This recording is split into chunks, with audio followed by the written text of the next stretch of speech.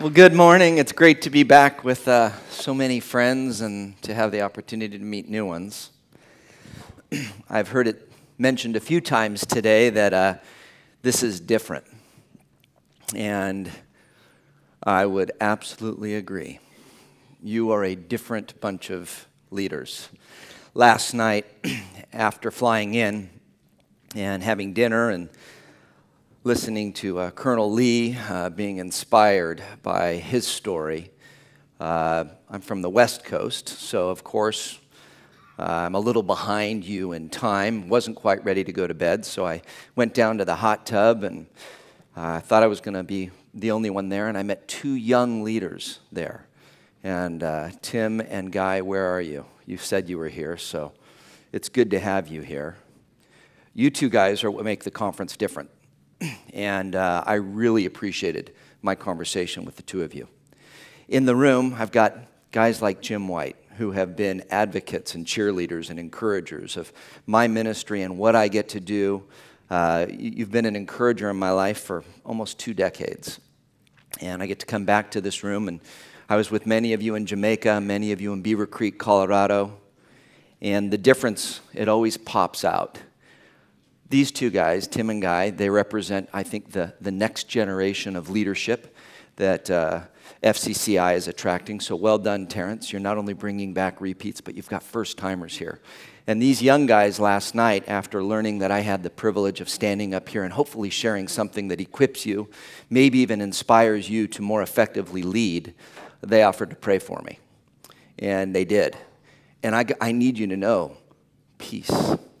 As you guys prayed, peace. That's what makes this conference different. I have the opportunity to speak for all sorts of companies, all sorts of different conferences, and the kingdom focus here is the difference maker. Show me he is real. Show me he is real. I think that is the plea. That is the request. I think that is what is deep inside of all of those that we interact with day in and day out. Don't tell me. Show me. Show me he is alive and real. And as business leaders, because of the risk that we've taken, because of the opportunity that God's given to each and every one of us, we have a platform. Whether you like it or not, when you're on that platform, you're being evaluated. The decisions you make, the words you speak, how you look at those that come into your office day in and day out, those that engage with you, that purchase your products or services, those that are on your payroll. They're watching. And what they're wanting to see is the reality of God in who we are. So this morning, when we get to spend the next 41 minutes together, I'm going to be talking to you as business leaders. And I'm going to be talking to you about business leadership. Because my desire is that the time that I get to spend with you today, the fruit that hopefully comes of it will better equip you to be the best leaders that you can be. Because we have a tremendous opportunity and a significant responsibility. Before I get into some best practices, I want to tell you that I absolutely have a burden for this morning's conversation. And it is the result of having a front row seat at an event that's unfolding right now, that's in the media, that is breaking my heart, absolutely devastating me. And what it's all about is about one man, one leader, who has not effectively shown those that were on payroll in years past that Christ was real. Forbes magazine last week said that this church is the Enron of the church world. I'm talking about a very large church in the Northwest, 15,000 folks, attend or used to attend week in and week out. I'm talking about a church where the leader, whom I believe to be a God-fearing, gifted, called man, has polarized the church. And in his younger years, how he managed and how he engaged with those on payroll, with those on his team, his management practices were poor. And today he'll tell you, he will admit that he was not an effective leader. He was not an effective people developer. He was not an effective manager. And as a result of that, today he's on sabbatical. The church is maybe 1/3 of the size. The financial problems are continuing to grow. The church is in crisis. New York Times, Forbes magazine, every small paper and large paper throughout the Northwest and many now throughout the world, they're focusing in, the world is focusing in on a church, the bride of Christ. And the reason for it is because of poor leadership. I want you to write this down because there is one thing that I think is truly the most important message that I'm going to deliver to you today. And that is self-leadership always precedes team leadership. Self-leadership always, always, always precedes team leadership. How we operate, how we lead ourselves, it always impacts the organizations that we get to serve, which then impacts the clients, the customers, the community. And if we want to bring this closer to home, this impacts our marriages, this impacts our families, how we parent, how we grandparent. So today what I'm going to do is I'm going to talk about self-leadership, and I'm going to talk about some aspects of leadership, the anatomy of a leader. And as I do, I'm absolutely confident that in our conversation, there will be at least one opportunity for you to raise the game. There will be one opportunity for you to make a decision, one opportunity for you to adopt a best practice, to work on a new skill so that you can be used to more effectively influence and lead those that are on your payroll, those that are engaging with your company day in and day out, and those in your community. So as I'm going through these, I just want you to ask yourself, is this my area for improvement? So, the anatomy of a leader. The first thing that I want to focus on is the most important thing, and that is, how is your thinking? I've got a team of 22 coaches. There are about 50 of us in the organization in the Northwest, and we're spread throughout the country, and our days are spent working with business leaders like you. We work with leaders who are leading small to mid-sized companies as well as multi-billion-dollar global organizations. We work with organizations that are led by Christ followers as well as those from all walks of life and faith. When we see an organization that is being held back, when we see that there is some form of dysfunction, when we see there's opportunity for an organization to grow, this is where we'll always start. And we'll start with you, the leader. And it has to do with your operating system, your thinking. What are you putting into your mind day in and day out?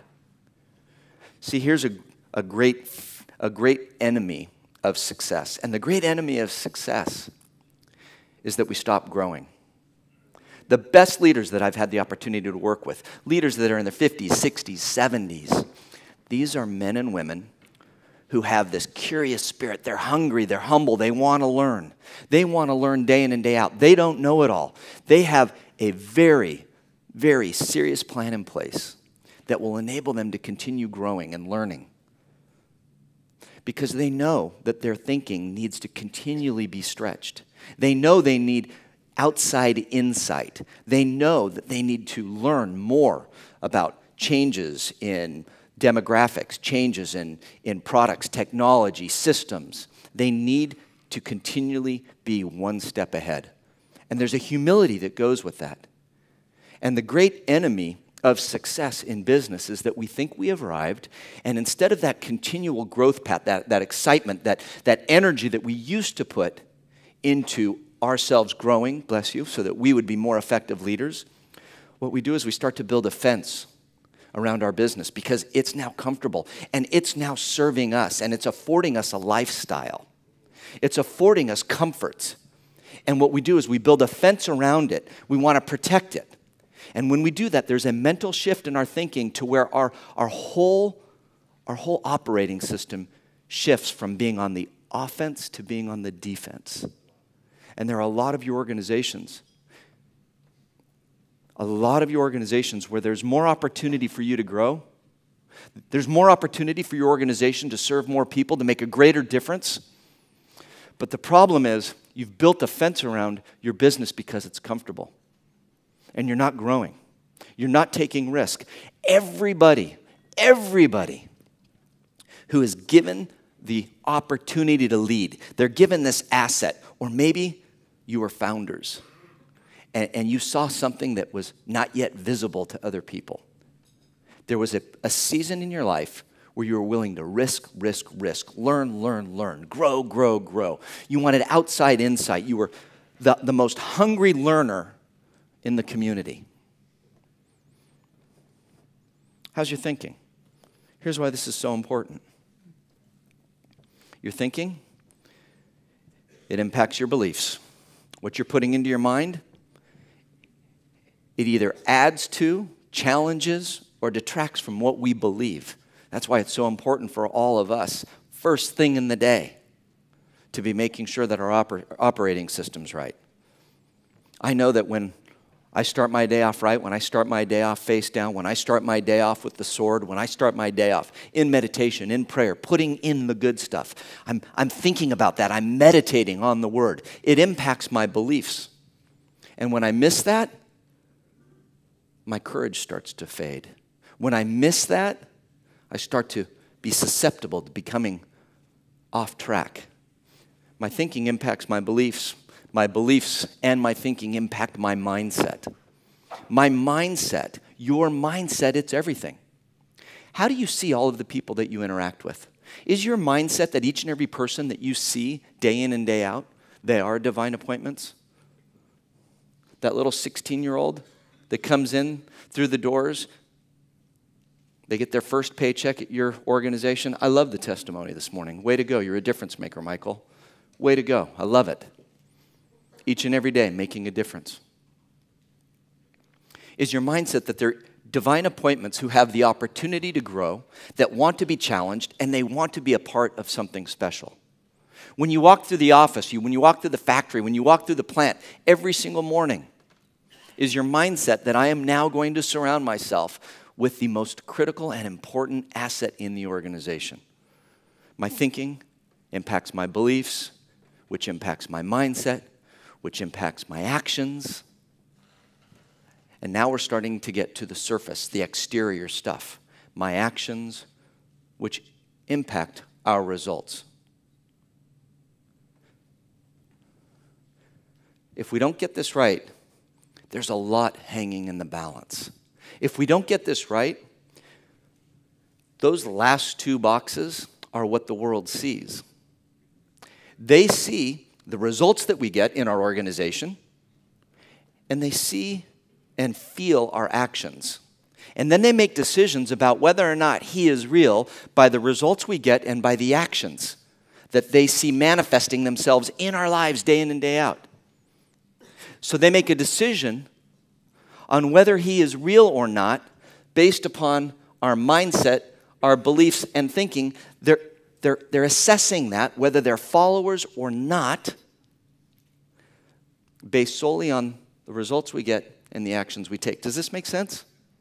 Okay, let me tell you why this is so critical. A God-loving, God-fearing man who has a calling and anointing on his life, who is so gifted at communicating the Word. Churches sprouting up everywhere. A kingdom man, a kingdom leader.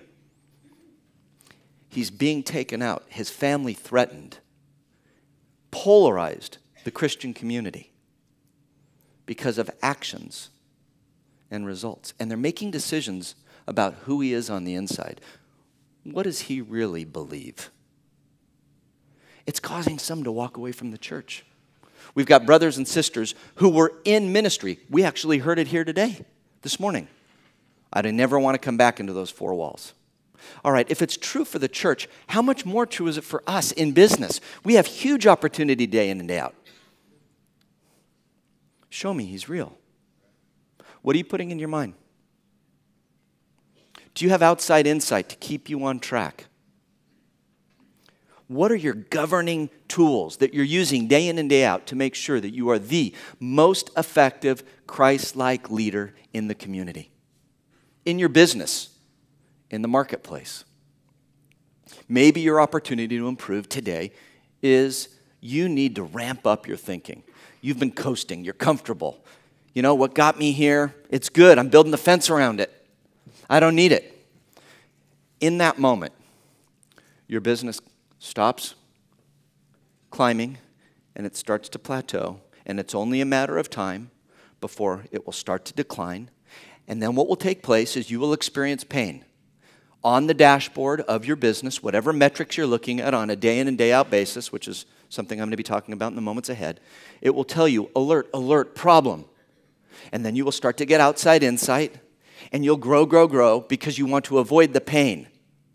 And what I'm asking you is that descent, is that decline truly necessary? Or have you placed a very high value on your thinking and growing and being proactive and intentional in making sure that you're continually getting that outside insight? Now, here's the cool thing. I'm at an FCCI conference. I know what you do week in and week out.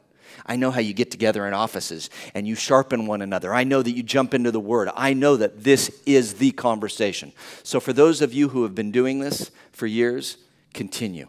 May this serve to be an encouragement. Maybe this is not your area of improvement. For you first-timers, whoever invited you here, listen. This could be the vehicle that you plug into to get that outside insight, to get that sharpening, to challenge your thinking, to make sure that your thinking lines up with results, because this is where it starts.